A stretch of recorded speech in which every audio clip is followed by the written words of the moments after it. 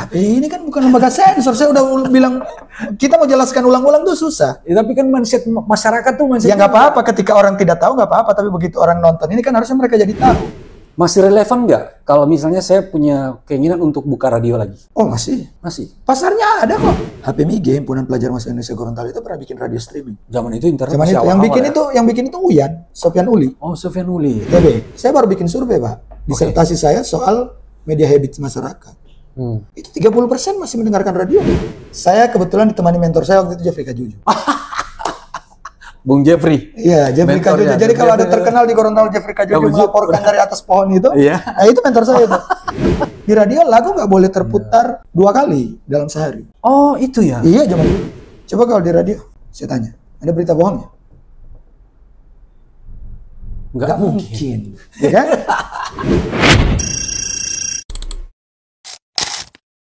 Selamat datang di Unpodcast. Bicara lepas tanpa batas, tapi masih di jalur yang pantas. Jadi dari cerita pengalaman hari-hari sampai cerita-cerita liar yang tidak terpikirkan. Semua kita bahas di sini. Mari kita mulai obrolannya. Selamat datang Pak Reja. Iya, apa kabar? Sebenarnya sih bukan selamat datang, karena ini memang tempatnya Pak Reja ya. Kebetulan kita lagi di kantornya Pak Reja nih. Jadi harusnya saya nih yang datang nih. Aduh. Sibuk Selamat banget datang ya, di KPI Pusat. Ya, kebetulan kita berada di kantor Komisi Penyiaran Indonesia Pusat, ya kan? Dan saya ketemu beliau nih, orang sibuk, baru dari Bandung ya Pak ya katanya? Kemarin baru dari Balikpapan. Dari Balikpapan ke Cirebon, Cirebon ke Bandung, Bandung baru balik lagi ke Jakarta. Balik lagi ke Jakarta ya. Sangat sibuk. Oh ya, ini sebelum kita ngomong-ngomong soal Komisi Penyiaran ya, saya ingin tahu nih, sebenarnya profilnya Pak Reja ini bagaimana? Dari mana dulu? Iya, profilnya tuh dari orang asalnya, terus aslinya saya Gorontalo. Oke. Gorontalo itu SD saya ada 2.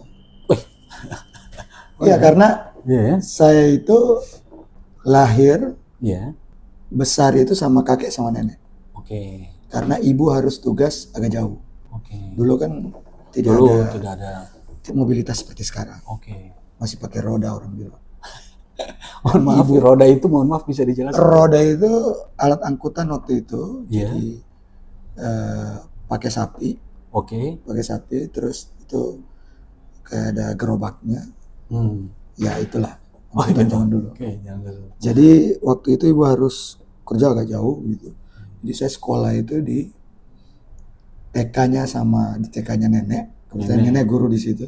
Jadi saya ini turunan guru. DNA-nya guru. DNA-nya guru ya? Iya. Nenek ngajar TK, kakek ngajar SD. Jadi saya di SD-nya itu sampai kelas, kalau saya tidak keliru sampai kelas 3 apa kelas 4. Itu 2 SD-nya itu bagaimana? Ya SD, kalau SD kan dari TK nyambung SD, itu ikut kakek. Ya. SD setelah pulang Jambore Nasional, saya ikut Jambore Nasional gitu. Oh, itu. Tahun 91, saya ke Bongo Meme dulu, awalnya di Paniti, kemudian pindah ke Bongo Meme di Kabupaten Gorontalo waktu itu. Jadi di Bongo Meme itu saya SDN 1 Pilolalenga. Jadi pindah kelas 4 atau kelas 5. Pindah ke situ. Berarti SMP pindah lagi ke kakek. Berarti ini sekolahnya nih. Ya, masih pindah-pindah. Ya. Karena pada waktu itu kan situasi tidak seperti sekarang. Tidak seperti sekarang. Jadi SMP di Batuda, SMA baru ke kota. Gorontalo. Kota Gorontalo. Baru lihat kota orang Islam. Mohon maaf, di SMA mana dulu, Pak? SMA 3. Oh, SMA 3. Masih Semuntik dulu, SMU Negeri 3. Iya. Tapi waktu zaman SMA itu udah kepikiran nggak ngurus-ngurus soal media, soal... Tidak kepikiran. Pak Reza ini kan orangnya kan lebih suka banget tuh soal media, soal penyiaran. Belum kepikiran waktu itu ya? SMP itu saya pernah jadi ketua OSIS, lebih banyak ngurusin organisasi OSIS pada waktu itu. Ya. SMA saya juga di OSIS, bukan ketuanya, tapi ngurusin band malah. Entertain. Saya yang pegang kunci ruang bandnya. Oh gitu. Ya, saya pegang kunci ruang bandnya. Saya kebetulan juga aktif di band, main juga waktu itu, nyanyi juga, main juga di band. SMA itu nggak kepikiran media, tapi nongkrongnya sama orang-orang radio. Oh. Kan anak band kan? Iya benar-benar. Referensinya kan anak band itu lagu. Iya. Lagu dapatnya dari mana? Ya dari radio. Dan tempat nongkrong juga. Tempat nongkrong itu adalah sama anak-anak radio. Jadi itu awal mulanya ketika Pak Reza mulai menyukai broadcast ya? Broadcast. Karena saya memulainya dari radio. Iya benar. Oh dari radio mulainya. Radio. Boleh tahu dulu radio apa tuh? Radio Celebes di Gorontalo namanya. Di Gorontalo. Karena pada waktu itu saya diminta itu belum langsung ke. Jadi saya mahasiswa itu saya aktif di jurnalistik. Ada namanya unit kegiatan mahasiswa jurnalistik. Waktu itu ada majalah kampus, saya aktif di situ. Waktu itu juga teman-teman tongkrongan tiba-tiba bilang radio butuh orang. Oke. Tapi nggak ada skill untuk jadi penyiar waktu itu. Belum. Waktu itu tidak ada cerita orang kalau radio itu langsung masuk ruang siaran. Oh, gitu ya. Saya nggak tahu ya di tempat lain ya. Oke. Tapi di tempat kami di Radio Celebes itu tidak ada orang yang tiba-tiba masuk sudah jadi penyiar. Mohon maaf, awalnya apa dulu? Saya tukang ketik dulu. Tukang desain data radio. Nyusun lagu apa enggak? Enggak, desain data radio yang mau dipakai sales buat jualan. Oh. Jadi kan bikin data yang harus dipakai buat marketing ya. Buat marketing, dan kebetulan kan almarhum waktu itu jadi Talib, yang ya kebetulan mentor saya juga di radio. Dia yang bawa data radio itu untuk bawa ke Jakarta buat jualan di sini. Oh, gitu ya. Jadi saya tukang ketik dulu. Terus udah mulai berapa tahun tuh jadi tukang ketik itu? Alhamdulillah dilalahnya gak lama. Tidak lama, karena kebetulan pada waktu itu setelah bikin data radio, kan data radio sudah bikin sekali desain apa kan, sekali desain ya sudah, kecuali kalau mau ada perubahan lagi, baru cetak lagi, ya print kan tidak susah. Tapi pada waktu itu kan keseringan nongkrong saja di radio. Pada waktu mungkin itu, sampai nginep di radio kali? Dulu sering. Oh sering. Kalau bikin data radio ada yang dibutuhkan dan ini malah sering tidur di radio itu sering. Nah di titik mana tuh? Udah mulai di titik mana Pak Reza punya kayak gue mau pingin jadi penyiar nih, nyoba-nyobain gitu. Ada momen nggak? Belum ke situ. Pengen sih iya. Oke. Tapi untuk mencapai itu kita nggak serta-merta. Jadi pada waktu itu bos Dedi almarhum itu bilang butuh wartawan satu. Oke. Wartawan satu lagi ngobrol begini. Karena orangnya egaliter ya. Jadi saya bilang, bos saya mau dong. Oke. Nah ditanya. Emang ente tahu? Emang kamu tahu? Ada skill wartawan? Ada skill atau apa? Saya bilang, I'm a fast learning. Saya pembelajar cepat. Desain data radio juga saya baru belajar itu. Oke.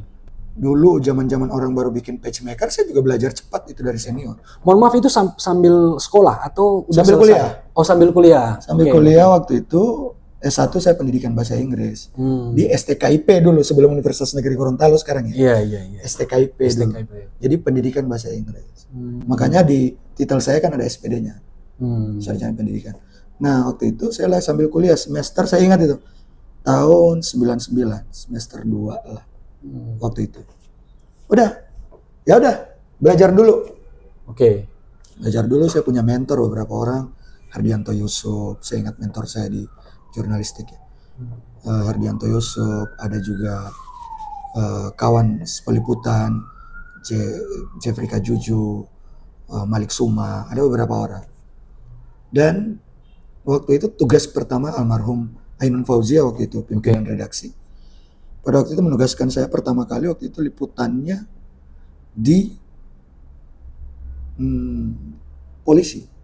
Di kepolisian? Kepolisian. Oke. Kebayang orang yang tidak tahu wawancara orang. Baru pertama kali turun. Baru pertama kali. Saya punya pengalaman buruk. Pernah kena tilang. Oke. Pernah pengalaman buruk kena tilang. Iya. Dan saya disuruh wawancara Kapolres. Langsung Kapolres? Iya. Kebetulan waktu itu ada case. Oke. Ada case, kalau nggak salah narkoba waktu itu. Oke. Kami harus meliputnya. Tapi ada rasa gugup apa? Itu pengalaman pertama, Pak. Tapi maju aja udah. Saya kebetulan ditemani mentor saya waktu itu Jeffrey Kajuju.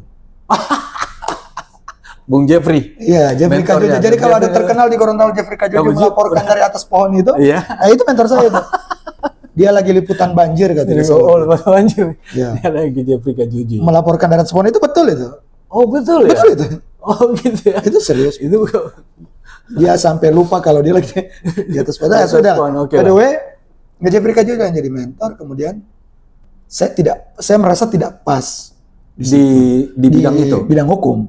Oke. Karena saya pendidikan. Oke, benar. Pendidikan bahasa Inggris. Iya. Dicoba lagi saya ke politik. Waktu itu saya meliput di DPRD sama Pemprov. Oke.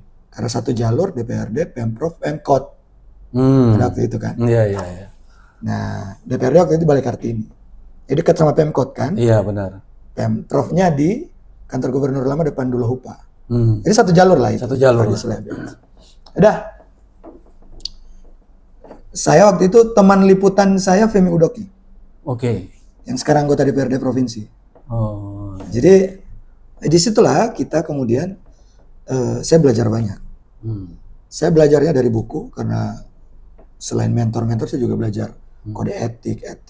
Kemudian kebetulan di Radio Silabes waktu itu setiap ada pelatihan itu pasti harus ikut. Jadi saya ikut di Jakarta, seingat saya waktu itu saya 1 bulan.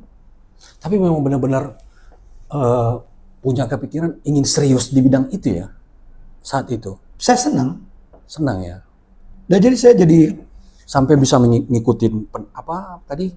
School of Broadcasting Media. Sekolahnya. Waktu itu tempatnya di KBR 68A Jakarta. Saya salah satu alumni SBM namanya waktu itu. Iya. 1 bulan itu tinggal di hotel, Pak. Sampai orang pikir kita ketua RT itu di hotel. 1 bulan cuma buat ngikutin. Itu. Di pelajarannya banyak. Oke. Mentor-mentor saya juga masih itu. Mas Yudi, saya nggak tahu ada beberapa orang. Nah, singkat cerita dari jurnalis itu, kemudian saya boleh masuk ke ruang siaran. Boleh atau boleh masuk tapi ini sambil jalan? Itu sambil jalan. Oke. Wartawan tetap. Tapi kami menyebutnya masuk. Reporter kan, kalau di radio reporter. Oke. Reporter tetap. Kemudian karena kami yang tahu berita, kami disuruh baca berita. Baca berita itu nggak pernah direkam. Benar. Zaman itu ya? Zaman itu nggak pernah direkam. Boleh, bisa ada teknologi merekamnya. Tapi rebutan sama teman-teman di iklan. Kami kan ada deadline. Turun liputan jam 8 pagi, paling telat jam 9. Balik liputan jam 3 sore. Itu udah nggak ada jam kegiatan. 2 sore. Pokoknya kami dikasih waktu 2 jam untuk menulis liputan. Sehari itu minimal 4 liputan. Paling sedikit 3 liputan. Jadi sehari itu 3 gitu. Jadi waktu itu kami ada berempat kalau nggak salah 12 liputan setiap hari. Nah waktu itu setelah jam 2 itu udah ada waktu lowong, itu baru nyiar. Itu sudah mulai mengetik berita. Oke. Nah siaran itu pada waktu itu gara-gara penyiar talk show-nya waktu itu nggak ada. Lagi berhalangan lah. Berhalangan. Gitu ya. Dan saya otodidak aja itu ditunjuk. Cak ganti. Tapi berarti bukan kemauan sendiri. Bukan waktu itu. Kaget dong. Iya adalah kaget lah. Saya ingat yang saya wawancara waktu itu kepala PLN. Maksudnya kepala PLN datang ke radio? Enggak, kepala PLN. Ya, enggak, belum datang ke radio waktu itu. Oke. PLN lagi diserang karena pemadaman listriknya waktu kasus Gorontalo keseringan. Keseringan, ya. Mati listrik terus. Ya, gonta-ganti. Iya. Ininya. Pokoknya hampir gitu. tiap hari kita. Hampir tiap hari mati. Pemadaman listrik. Dibahas di Radio Silabes di Jurnal 4 sore. Oke. Nama program berita kami itu Jurnal 4. Karena jam 4 sore. Oke. Kebetulan kepala PLN sering dengar. Pagi-pagi mulai siaran, terus saya bilang kenapa saya bos? Karena itu liputan ente. Karena waktu itu PLN dekat kantor gubernur. Iya benar. Ini kantor gubernur, kantor PLN kan sebelah sini. Benar, seperti yang di Sudirman. Iya kan demo itu saya ngeliput. Oh. Jadi Anda yang tahu kata. Jadi lebih menguasain. Lebih menguasai topik itu Anda kata bos kan waktu itu. Ya jadi Anda yang bertanya. Oke. Terus ini mulai apa tulis gitu dia. Jadi mau buka siaran, ada namanya di kami dulu zaman itu scripted. Jadi kami nggak boleh keluar dari skrip. Oh, jadi untuk bertanya itu pakai skrip? Bukan cuma bertanya, buka siaran. Oh, okay. Halo, selamat pagi. Assalamualaikum. Saya Muhammad Reza. Oke. Hari ini bla bla. Itu semua tertulis. Oke. Tidak dihafal, tidak Tiba-tiba datang wah tidak tertulis enggak. Karena zaman dulu kan belum ada yang namanya handphone digital. Enggak ada, kami harus scripted. Jadi diketik, sudah ada komputer, jadi diketik. Skrip saya harus menulis cepat begitu, opening saya apa. Saat pagi breaknya iklan apa. Dan lagu waktu itu belum pakai komputer. Oke. Pakai kaset. Jadi tape deck 1, baru 2. tape deck 2, 4 menit kemudian harus siap tape deck 2. Tape deck 2 4 menit atau 3 menit, tape deck berikutnya. Yang paling repot tuh iklan. Jadi, karena iklan tuh cuma 30 detik. Iklan kan? Di kaset juga? Di kaset juga. Baru putar di mana, Pak? Oke. 30 detik. Jadi disitulah skill, tidak boleh gugup. Tidak boleh. Skill, pada waktu itu saya dioperatori dulu sama almarhum DJ Sigit waktu itu. Mulai. Jadi dia yang tunjuk itu, mulai. Jadi saya bicara, Sigit kasih kode, break. Mohon maaf, DJ Sigit ini Apit bukan? Adiknya Apit. Oh, adiknya Apit. Oh, benar ya. Adiknya Apit. Iya.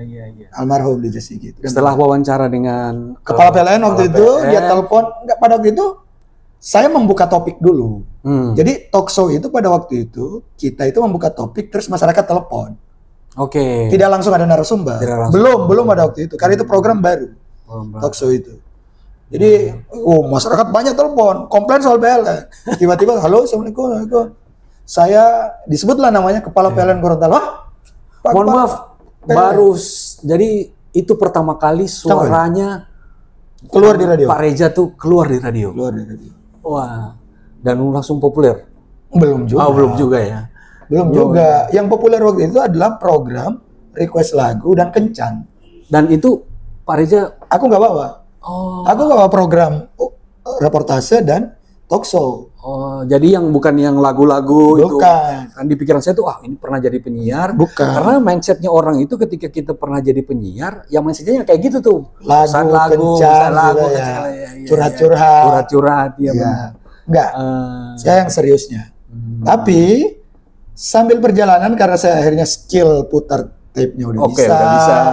Iklan bisa, pilih lagu. Sense of music kan penting. Udah bisa, diajarin juga sama almarhum Kai, Bos Dedi, DJ Sigit, Mas Tovan juga, Ivan. Jadi mereka ngajarin sense of music juga kan. Genre musik sudah mulai tahu. Jam segini tuh lagunya apa. Dulu kan di radio lagu nggak boleh terputar 2 kali dalam sehari. Oh, itu ya? Iya, zaman dulu. Bukannya zaman dulu itu haram hukumnya kalau lagu itu diputar 2 kali. Zaman dulu? Zaman dulu. Sekarang pun begitu kali ya? Sekarang enggak. By request. By request. Oh gitu. Pantas kita dulu kalau misalnya lagunya udah diputar terus tiba-tiba misalnya Guns N' Roses di rock klasik. Kamu nggak akan ketemu Guns N' Roses di program lain ya. Karena udah diputar. Nah, itu penyebabnya kenapa seperti itu sistem radionya? Sistemnya kalau tidak salah penjelasan sederhananya adalah biar semua yang kan judul tempat lagu itu di tempat kami itu namanya diskotik. Isinya semua kaset. Semua banyak sekali kaset itu, ribuan kaset itu. Waktumu terbatas. 4 menit berarti kau cuma punya cukup kalau 4 menit ya. Kau cuma punya waktu 10 sampai 12 kaset kan untuk program 60 menit. Belum kamu bicara paling tinggi 10 kaset. Nah, kalau cuma 10 kaset, cuma 10 artis yang terputar lagunya. Terus yang ribuan gimana? Oke. Makanya seingat saya dulu teman-teman penyiar dulu tuh tahu lagunya banyak. Kan begini, perkembangan radio dari zaman dulu itu kan radio, terus ada PH-nya juga kan. Iya. Radio itu selalu ikut dengan betul, PH karena selalu bikin acara. Ada musika, ada Sony, ada IMI dulu. Jadi bikin konser dari radio atau apa aja lah. Paling terlibat di hal-hal. Terlibat. Ketika pertama sekali Sheila on 7 ke Gorontalo tahun berapa itu? 99 apa 2000? 2000-an kalau nggak salah. 2000 apa 2001? Celebes yang itu. Celebes yang bikin. Celebes itu pada waktu itu on air dan off air hampir tiap minggu. Celebes zaman itu tuh memang kayaknya one man show di Gorontalo ya. Iya, karena belum ada saingannya. Kalau saingannya. Dan dulu kan ada Pro 2 gitu-gitu ya apa? Iya, tapi kan waktu itu Lebih populer ke anak muda kali ya? Lebih populer ke anak muda. Oke. Program berita itu muncul gara-gara pemilihan gubernur. Udah mulai itu. Selebes mulai kasih waktu 1 jam, 2 jam ya? Iya. 1,5 jam, 30 menit berita, 1 jam talk show pagi. Gitu. Berapa tahun, Pak? Selebes? Karir di radio? Kalau di Selebes, saya dari 99 sampai tahun 2003. Lama juga. Dari Selebes, saya bikin radio, namanya Radio Civika di kampus. Setelah itu buat radio sendiri? Karena Pak Rektor, Pak. Jadi pada waktu itu kan sedikit kami yang orang yang di broadcast ini. Yang di broadcast dan juga Civitas Akademika gitulah. Iya, oke. Waktu itu Pak Rektor, Pak Nelson Pomalingo itu, Prof Nelson itu tertarik. Kenapa nggak bikin di radio? Di kampus. Bikinlah radio komunitas namanya Radio Civika. 50-an tahun 2003. Nah, 2003 kemudian. Mohon maaf Pak, ini ada pertanyaan yang agak mungkin di luar konteks ya. Untuk buat satu stasiun radio pada zaman itu biayanya berapa? Zaman itu? Radio komunitas itu nggak mahal. Kalau radio komunitas ratusan juta ada. Radio komunitas untuk pemancar saja sekitar, waktu itu saya dikasih duit 50 juta. Hanya dengan modal 50 juta bisa saya bikin studio, bikin macam-macam. Tapi ruangannya udah ada semuanya. Iya, semua udah ada karena kan di kampus ya. Iya, di kampus. Nah, untuk bikin radio besar zaman itu ya, karena saya terlibat di Radio Selebes bikin saudaranya, Radio SKFM namanya Radio Dangdut. Itu sekitar 300, 400 sampai 500 juta. Semuanya ya. Tapi memang di luar gedung itu. Iya. Jadi setelah dibikin radio kampus dari radio kampus kan persyaratan radio kampus itu mahasiswa. Begitu saya selesai, kan 2003 saya bikin. Saya bikin ya karena ingin mengurangi intervensi kampus, saya bikin pengurusnya harus mahasiswa. Tujuannya penyiar boleh dosen. Itu menjaga independensi mahasiswa. Pengurusnya mahasiswa. Yang terjadi adalah 2005 saya wisuda. Berarti kan saya harus keluar. Karena udah bukan mahasiswa lagi. Karena bukan mahasiswa kan. Saya kena peraturan saya sendiri. Kena peraturannya sendiri. Iya, dan saya harus mematuhinya sebagai teladan. 2005 saya pindah ke Memora, Radio Memora. Mohon maaf, M Radio. Yang di belakang rumah sakit. Iya. Rumah sakit dulu sekarang mall. M Radio. Saya di situ dengan Pak Lukman Wakid, almarhum, setahun apa 2 tahun ya. Karena saya balik lagi ke Civika itu 2007 apa 2008. Sampai kemudian selesai 2012. Dari berapa? 2007 karena 2008 saya berangkat S2. Berangkat S2-nya ke Bandung. Di situ tuh udah mulai meninggalkan broadcasting. Aktivitas di Gorontalo. Di Bandung dilanjutin ya soal dilanjutin sebagai skill sebagai broadcaster kan? Iya, dilanjutin sebagai kebetulan saya kenal salah seorang direktur radio di Bandung, Radio Mara FM. Kebetulan itu radio legend juga di Bandung. Di Bandung ya, Radio Mara. Direkturnya kebetulan waktu itu berkawan. Gara-gara saya ada radio juga. Jaringan sama Radio Nederland. Jadi jaringan Radio Nederland di Indonesia itu Radio Mara FM dan Radio Civika radio saya. Kami berkawan. Begitu saya ke Bandung, saya kabari dia. Gue di Bandung nih. Gue di Bandung. Lu ngapain S2? Ya udah lu bantuin radio gua. Ngapain gua bantu? Ya udahlah diskusi apa ya. Di situ lah. Mainlah di sana dan kami banyak diskusi. Sampai sekarang terus kalau saya masih main ke Radio Mara kebetulan masih ada. Jadi boleh dikata nih Pak Reja nih orang radio jadinya. Saya senang di radio pada masanya. Pada saat itu ya. Pada masanya karena memang saya harus akui bahwa pergaulan, pengetahuan, jaringan, banyak hal yang saya dapat dari radio. Perkembangan radio dari zaman dulu dengan zaman sekarang, itu radio bagaimana sekarang? Dulu saingannya itu cuma TV sama koran kan. Dulu saingannya. Radio nih? Radio ini. Sekarang saingannya ada. namanya internet. Sosial media. Sosial media. Maka orang kan bikin, ada yang radio di Facebook lah, ada radio di TikTok lah. Radio digital jatuhnya. Ada radio. Di zaman aku 2012, aku ingat sekali 2012. HPMI Game, Himpunan Pelajar Mahasiswa Indonesia Gorontalo itu pernah bikin radio streaming. Aku salah satu yang menginisiasi itu. Radio streaming dan lokasinya di Bandung. Di Bandung, internet, dan kemudian bisa didengarin teman-teman. Zaman itu internet Zaman itu, yang bikin itu Uyan, Sofyan Uli. Oh, Sofyan Uli. ITB. Oh. Sofyan Uli itu yang bikin. Nanti kan aku kebetulan di kamar ada internet. Oke. Jadi pakai ini begini. Mohon maaf, dapat budget, dapat keuntungannya dari mana kalau kita bikin kayak gitu? Waktu itu ya. Kalau sekarang kan turunan waktu itu. Enggak, maksud saya gini. Kalau sekarang kan kalau kita mau streaming, waktu kita dapat duit. Mau streaming di nggak ada.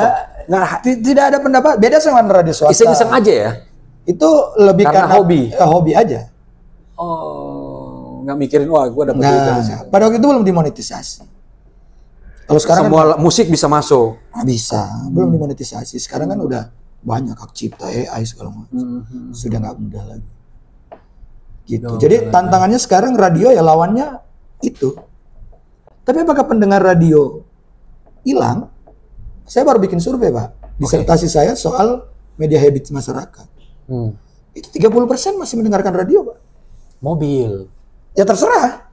Mobil, ada yang dengar di rumah makan, ada yang dengar di pasar, ada yang dengar banyak.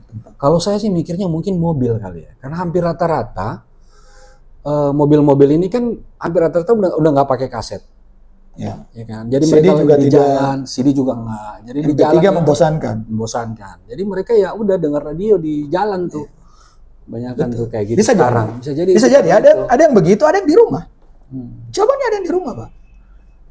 Ya variasinya banyak. Mungkin itu apa ya?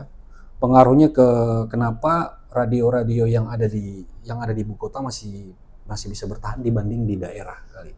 Sebenarnya menurutku teman-teman sekarang kan lagi campaign ya.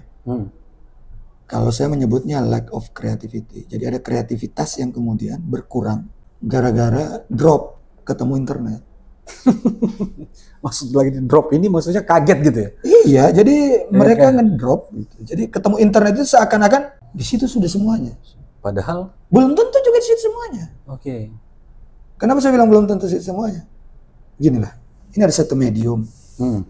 Banyak bohongnya, ada benarnya, ada manfaatnya, ada negatifnya. Jadi internet kan di situ semuanya. Oke.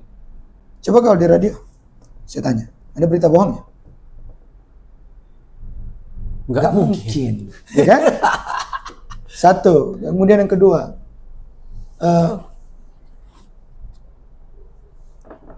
radio itu private, Pak. Orang mendengarkan radio itu, dia merasa dekat. Makanya kalau dulu aku masuk siaran, pertama kali pelatihannya adalah waktu mau siaran. Setelah bawa ini, kemudian tiba-tiba satu saat aku diminta bawa acara malam. Tapi tidak sering, cuma sekali-sekali. Pelatihan pertama aku ingat sekali itu. Di training itu sama KAI. Anggap bicara dengan satu orang. Meskipun di depan Anda tidak ada siapa-siapa? Meskipun tidak ada siapa-siapa. Harus bisa membayangkan kamu itu lagi bicara sama satu orang. Jangan anggap lagi bicara sama banyak orang. Anggap bicara satu orang dan berusaha membuat dia mengerti. Jadi kalau kamu tidak mengerti apa yang kamu bicarakan, anggap aja bicara sama pacar gitu dia. Kalau kamu bicara sama pacar kan itu sangat dekat. Proximity-nya kan dekat. Jadi anggap bicara sama satu orang karena radio itu sifatnya personal. Nah itu kan yang termasuk ditiru oleh gadget. Gadget itu kan personal. Iya benar. Itu psikologinya. Jadi dia personal, cepat, meskipun ada negatifnya. Saya di versus gadget ya. Tapi dia masih ada tempat, ada orang-orang yang mendengarkan itu. Apalagi di daerah-daerah yang tidak terjangkau. Banyak tempat. Tapi ini pertanyaannya. Masih relevan nggak kalau misalnya saya punya keinginan untuk buka radio lagi? Saya tanya Anda. Oh masih? Masih? Pasarnya ada kok. Yang 30% itu kan? Iya. Ada pasarnya. Tapi kan tapi kami nggak bisa dapat iklan. Benar. Itu di pikiran saya itu. Nggak bisa dapat iklan. Pertanyaannya, iklannya yang kurang atau kita yang kurang kreatif sebenarnya. Oke. Dulu saya belajar juga cuma dari baca. Seingat saya dulu, orang mau cari attention terhadap stasiun radionya di masa lalu. Orang itu sampai bisa balikin mobil di tengah jalan, taruh DJ di situ. Cuma biar orang tahu identitas radionya apa. Sampai segitunya ya? Sampai segitunya. Iya. Ingat masa orang ketika memperkenalkan dulu Jalan Dago betapa padatnya dan kemudian ada Wifen. Oke. Banyak itu untuk memperkenalkan identitas. Iya. Sekarang memang beda zaman, tapi kan ada banyak, kalau itu udah nggak relevan, kita bikin hal yang baru. Pertanyaannya adalah berapa banyak orang yang masih mau hal yang baru, mau memikirkan hal yang baru. Zaman sekarang kan orang udah dimanjain sama. Ada banyak radio sekarang. Contoh aja ya. Tahu Suara Surabaya di Surabaya kan? Oke. Masih berjaya sampai sekarang. Sekarang iya. Saya ketemu lagi seperti Suara Surabaya. Tapi itu versi anak muda. Oke. Dan radio itu baru. Dan dia punya penikmat sendiri. Berarti intinya masih ada muncul radio-radio baru di zaman sekarang ya, di zaman perkembangan sekarang gitu ya. Saya ke beberapa radio di sini, Jakarta. Dan kreativitasnya luar biasa. Oke. Setelah kuliah di Bandung, terus ngambil apa di Bandung, Pak? Komunikasi. Ilmu komunikasi S2 di Bandung ya. Setelah itu kembali ke Gorontalo. Kembali ke Gorontalo jadi dosen. Jadi tidak kerja di radio lagi. Nah, sekarang nih ini pertanyaan yang sampai bisa terdampar di KPI lah. Itu ceritanya gimana? Waktu saya ingat saya cerita tadi saya ngurusi Radio Cipika. Radio kampus. Oh, oke. Jadi waktu ngurusi radio kampus kan izinnya harus urus ke KPID. Berarti sempat di KPID dulu? Enggak, ngurusi itu. Ngurusi sebelum ke KPID. Ngurusi radio kampus itu kan berhubungan pengurusan izin kan ke KPID. Oke. Ya kan? Ya. Begitu saya tinggal S2 pengurusan izin ambil berjalan. Itu sudah memakan waktu hampir setahun apa 2 tahun. Iya. Tidak beres-beres. Iya. Izin waktu itu susah. Susah banget. Jadi bisa S2 tiba-tiba dapat kabar radio saya tidak dapat izin. Oke. Dari situ saya ada sedikit dendam. Saya mau masuk ini lembaga. Di lembaga ini? Saya pulang, sambil saya ngajar, saya daftar KPID, alhamdulillah lolos. Di KPID daerah? Akhirnya langsung di KPI pusat? Enggak, KPID dulu. Oke. KPID, setelah ngurusin betul. Peraturannya ya Allah. Repot, Pak. Ternyata tidak seperti yang dibayangkan. Tidak seperti yang dibayangkan. Yang tadinya dendam, terus setelah masuk ke dalam. Itu, aduh kenapa susah sekali. Emang bener. Oke, terus? Emang susah? Emang susah. Jadi ini harus dicek dulu, evaluasi dengar pendapat dulu. Kemudian indikator-indikatornya banyak yang tidak jelas. Dari evaluasi dengar pendapat, kemudian tahapannya panjang. EDP, keluar yang namanya rekomendasi kelayakan dari KPI. Dari KPID kirim KPI pusat. KPI pusat kemudian kirim Kominfo. Bikin forum namanya forum rapat bersama. Ini rapatnya ini. Dari forum rapat bersama yang berapa bulan kemudian itu bisa bertahun-tahun itu. Padahal di undang-undang cuma bilang 30 hari, berapa hari, itu tidak ada yang terwujud. Forum rapat bersama, kemudian uji coba siaran. Kemudian evaluasi uji coba siaran. Panjang sekali. Pantesan waktu itu, pantesan gue dulu kok lama banget ya? Lama sekali. Ternyata emang kayak begini ya? Ya begitu. Makanya ketika ke KPI dari KPID Gorontalo 2012, saya 2012 sampai 2013 sampai 2016 periode kan? Oke. Kemudian saya terangkat jadi PNS, jadi off dulu berkomisi penyiaran pada waktu itu. Yang komisi penyiaran daerah nih? Iya, terangkat PNS saya jadi dosen. Oke. Jadi off dulu komisi penyiaran, saya jadi dosen dulu. Baru 2019 saya daftar. Daftar di pusat. Iya. Oke. Ini mudah-mudahan nih pemirsa nih pengen tahu nih. Sebenarnya kerjaan KPI itu apa sih, Pak? Ada berapa dalam undang-undang? Ada beberapa dalam undang-undang, tapi yang ada yang nanya tuh, apakah KPI itu hanya cuman ngurusin media, ngurusin TV atau ngurusin radio? Jadi salah satu fungsinya bisa di-share lah ke orang-orang. Jadi salah satu fungsinya KPI. selain jadi begini. Satu yang aku harus tegaskan karena banyak orang lupa, KPI itu bukan prasiaran. Karena kami prasiaran, kami ini bukan lembaga sensor. Kalau lembaga sensor itu kan sebelum disiarkan. Iya, karena di bayangan orang ini, wah, ntar kena KPI loh. KPI itu salah satu tugasnya adalah pengawasan. Hanya pengawasan. Pengawasan. Salah satu tugasnya. Membantu infrastruktur penyelenggaraan penyiaran, menetapkan pedoman perilaku penyiaran, gitu. Pedoman perilaku dan standar program siaran itu kayak kode etik siaran. Tapi bukan yang menghukum itu, maksudnya kan ada. Ya karena namanya pengawas, kami bekerja itu setelah disiarkan. Jadi KPI ini juga bukan tempat konsultasi, udah begini siaran. Bukan.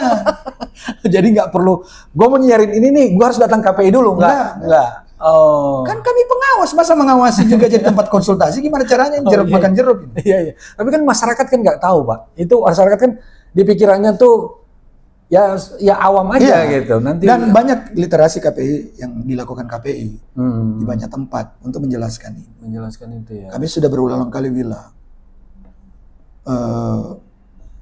kami itu bekerja setelah tayang. Gitu. Setelah tayang itu, kemudian kami lihat dulu siaran. Metode pengawasannya 2. Kami pantau langsung. Jadi Anda kalau ke atas itu, ada satu ruangan, isinya itu 100-an orang. 130, 140 orang. Yang kerjaannya nonton TV dengan radio. Oh, oke. Jadi sebenarnya di KPI ini ada ruangan untuk pemantau. Nanti boleh ke atas sebentar sama. Karena kita mikirnya, wah ini dia dapat ininya dari mana? Jadi metode pengawasannya itu 2. Pemantauan langsung dan pengaduan dari masyarakat. Partisipasi publik. Oke. Jadi untuk pemantauan langsung kami punya tenaganya. Satu TV itu dipantau 4 orang. Misalnya, mohon maaf di stasiun TV apa gitu, si A. Si itu A. dipantau 4 Pantau orang. dari jam 6 sampai jam 12 siang, jam 6 dan pagi. 4 orang ini duduk buat mantengin TV nih? Iya, ganti-gantian. Jam 6 sampai jam 12. Jam 12 sampai jam 6 sore. Jam 6 sore sampai jam 12 malam. Jam 12 malam sampai jam 6 pagi. Untuk radio ada juga? Ada juga. Kalau untuk yang digital, kayak contoh sosial media? Bukan wilayah kewenangan kami. Oke. Kalau misalnya orang yang melanggar ITE, itu nggak masuk, bukan di KPI? KPI itu dasarnya Undang-Undang 32. Oke, bisa dijelaskan? Kalau Undang-Undang 32 itu terkait penyiaran, sistemnya itu sanksi administratif. Kalau ITE kan jatuhnya ke pidana. Gitu. Kalau di kami, misalnya ini salah, Anda siaran nih, salah maki-maki orang, kan tidak boleh menggunakan kata-kata kasar. Di siaran. Iya. Siarannya kami dapat buktinya atau diadukan bahwa KPI, kami ada prosesnya itu, proses pemeriksaan dan tahapan pemeriksaan, pleno dan seterusnya itu. Ada keberatan juga dari lembaga penyiaran, panjang sekali. Nah kemudian kami kasih yang namanya sanksi. Sanksi itu apa? Teguran tertulis, penghentian program, pembekuan program siaran, sampai rekomendasi pencabutan izin. Tapi yang mencabut izin bukan KPI, yang menerbitkan izin juga bukan KPI, itu Komdigi. Apa Pak? Komdigi. Kominfo dulu. Kominfo. Sekarang kan Komdigi. Komdigi sekarang. Jadi apa namanya stasiun TV dan radio itu tahu bahwa mereka KPI dipantau. Itu mereka tahu banget itu ya. Jadi yang pusat memantau yang siaran berjaringan, kalau orang tahunya siaran nasional. Kalau survei rating yang ini rating bukan di KPI. Rating sampai sekarang tidak ada pengawasnya, Pak. Itu masalah juga. Itu masalah. KPK aja ada pengawas. Ini rating. Ini gak ada pengawas. Kalau kayak dewanya dia di dewa penghitung siarannya dia di Indonesia. Bisa aja dia bilang, punya lu ratingnya tinggi banget nih, gitu ya. Ya nggak tahu lah, tapi dia tidak ada pengawasnya. Tidak ada pengawas. Makanya direvisi undang-undang itu salah satu yang kami perjuangkan. Kalau menurut pandangan KPI ini, perkembangan pertelevisian nasional sekarang tuh gimana? Televisi secara apa ini? Program siaran? Siaran, secara menyeluruh lah. Kalau secara program siaran ketika dia beralih ke digital, bukan ke internet ya, jangan salah. Maaf. Digital itu bukan internet? Bukan, TV digital itu beda dengan internet. Tapi kan kita harus ada internet buat nontonin. Tidak. Pakai antena biasa. Di Gorontalo, Anda pakai antena biasa. Benar. Ya, sambung ke TV digital, ada 22 siaran.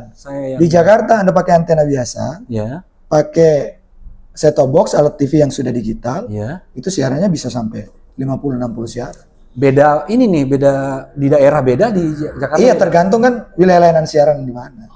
Kan beda-beda. Oke, jadi kalau digital gimana, Pak? Kalau di digital, maka muncul sekarang, dulu tidak ada TV anak, ada sekarang TV anak. Ya kan? Iya. TV religi, sekarang mulai muncul TV religi. Ya kan? Muncul TV sport, khusus sport. TVRI aja ada khusus sport. Tapi kan kalau saya lihat, mungkin saya yang salah. Di Jakarta ini kan orang kebanyakan kan melihatnya di handphone. Ya asumsinya begitu kan? Iya. Padahal secara rating penontonnya masih banyak. Di daerah mungkin. Di Jakarta. Oh, nonton TV? Iya. TV digital masih ada? Masih ada. Ya kalau nggak ada nggak mungkin ada yang beriklan, Pak Nixon. Coba begini, kalau misalnya kan tadi kan si Nielsen yang ngukur kan? Iya. Kalau tidak ada yang nonton, gimana dong? Nggak, maksud saya nih pertanyaannya perkembangan ke depan untuk ada tantangannya. Tantangannya karena ada yang namanya internet ini. Jadi yang tadinya ceruk iklannya biasanya ke TV dan radio, sekarang terbagi ke Facebook, TikTok, YouTube, konten kreator, gitulah. Terbagi. Bedanya di sini ada regulasinya. Di sini tidak ada regulasi. Ada yang namanya standar community. Tapi standar community general punya platform. Apakah standar community platform itu sama dengan aturan main di Indonesia? Ya silakan dicek.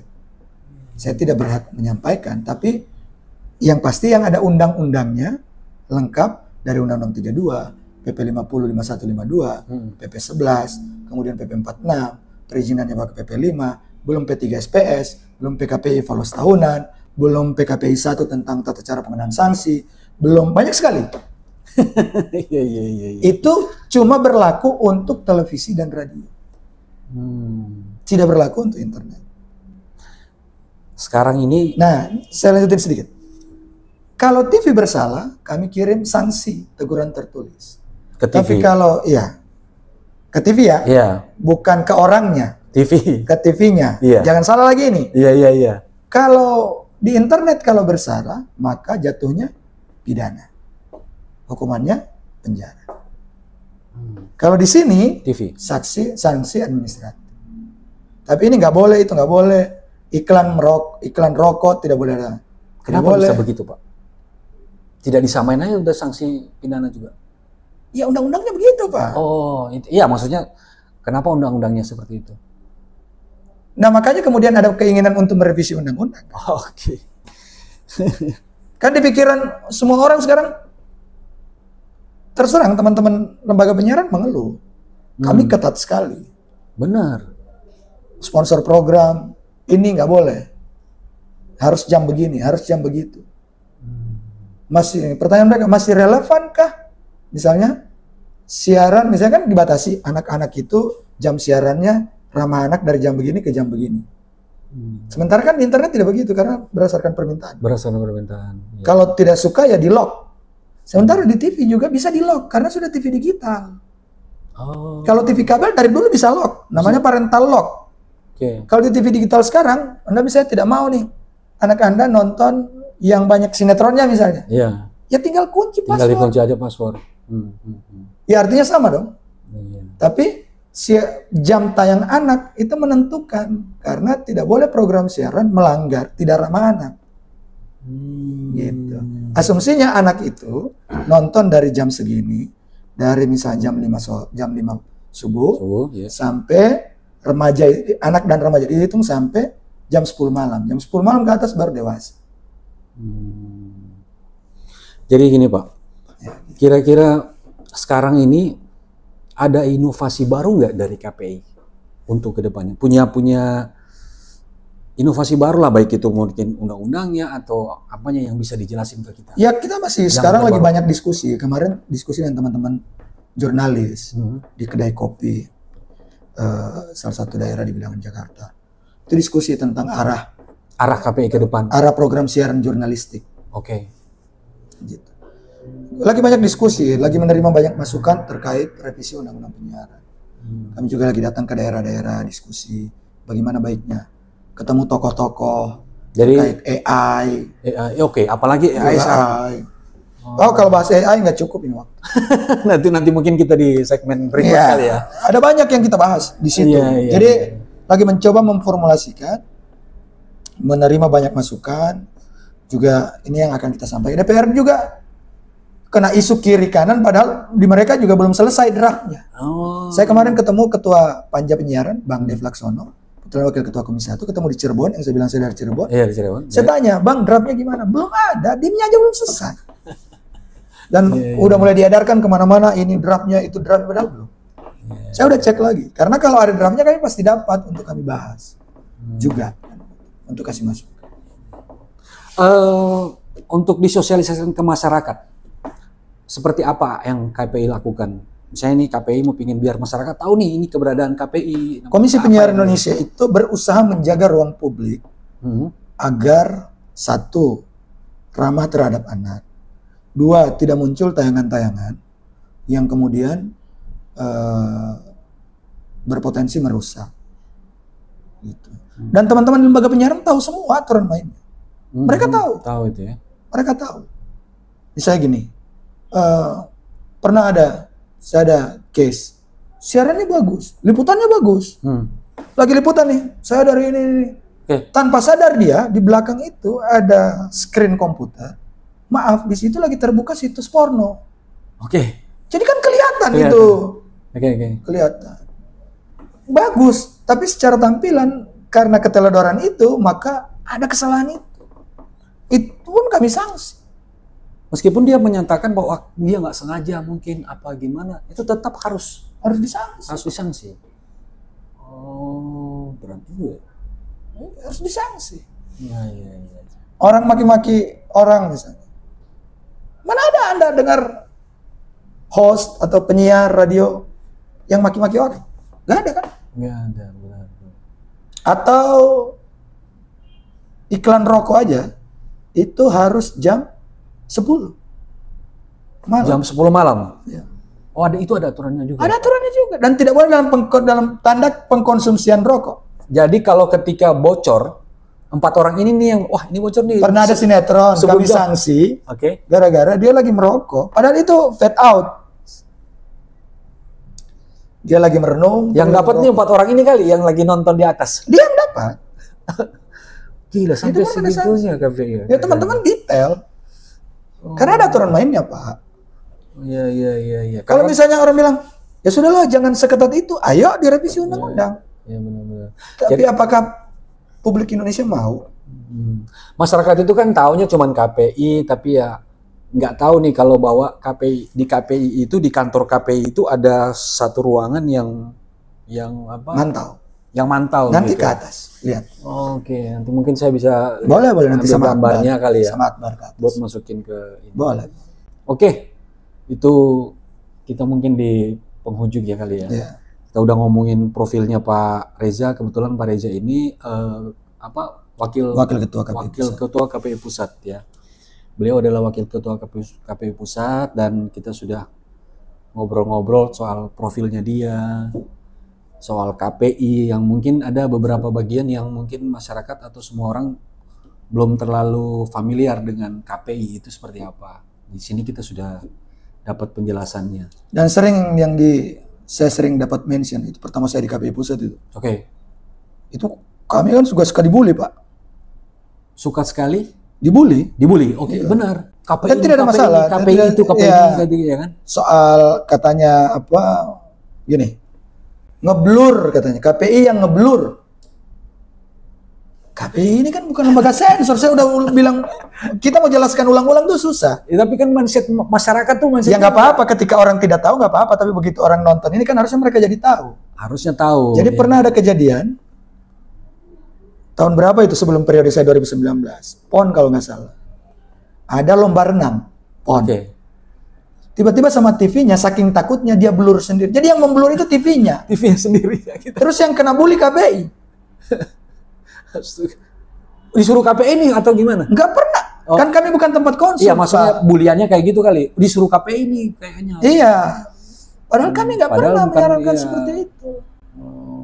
Ya orang ada lomba renang di kolam renang sepanjang dia tidak mengeksploitasi bentuk tubuh tertentu atau bagian tubuh tertentu kan menjadi tidak ada masalah. Ada juga di P3SPS kok. Apa masalahnya? Nah akhirnya lembaga penyiarannya yang datang minta maaf, yang kena viral, kena ini KPI. Ya tapi begitulah. Bagi saya awal-awal shock juga. Shock gitu. Wah, kok begini gitu. Kok begini dan dimaki-maki di DM Instagram. Dulu paling banyak DM Instagram, kan Instagram saya memang dari dulu, dari saya buka Instagram itu memang di private, khusus orang yang kenal saya dan saya kenal, gitu. Jadi mungkin karena di mention teman saya, kemudian itu DM saya isinya itu ribuan ya. Makian itu. Teman saya juga sampai. Tapi bagi kami itu tidak ada masalah. Itu bentuk perhatian.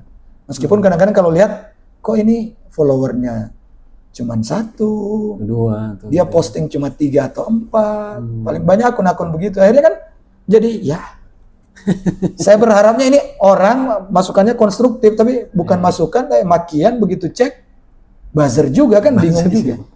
Tadinya Pak Reza saya tuh mau pingin Pak Reza nyampein ke masyarakat tentang KPI, maksudnya apa ya? Pesan-pesan buat masyarakat tentang KPI, tapi kan sebagian besar tadi udah dijelasin. Karena kan nggak ada lagi yang perlu kita ini, karena berhubung waktu ya, kita mungkin di segmen berikut kita bahas-bahas hal yang lain soal KPI kali ya. Oke.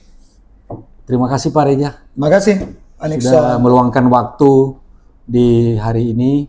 Kapan main PUBG lagi? Kebetulan Pak Reza ini teman main PUBG juga. Jadi saya memang ajak dia untuk podcast ini. Oke, terima kasih sudah menonton. Jangan lupa di sini kita bicara lepas apa adanya, kita bicara bebas apa adanya. Sampai jumpa di episode berikutnya. Karena cerita pengalaman hari-hari itu tidak pernah selesai. Sampai jumpa. Wassalam. Terima kasih Pak Reza.